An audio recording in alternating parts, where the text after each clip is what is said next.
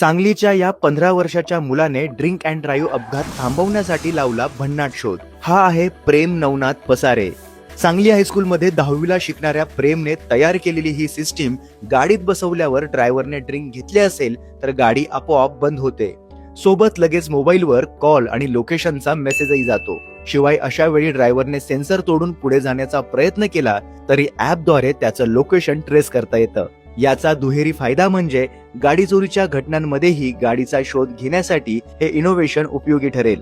प्रेमला ही कल्पना आली कारण एकदा त्याने कोल्हापुरात अपघात होताना डोळ्यांनी पाहिला, ज्यात दारूच्या नशेतल्या ड्रायव्हरमुळे एका निरपराधाचा जीव धोक्यात आला होता. तेव्हा लहानपणापासूनच इलेक्ट्रॉनिक वस्तू हाताळण्याची आवड असलेल्या प्रेमने इंटरनेट, यूट्यूब, ChatGPT वरून माहिती घेऊन अल्कोहोल डिटेक्शन सेन्सर विषयी माहिती घेतली.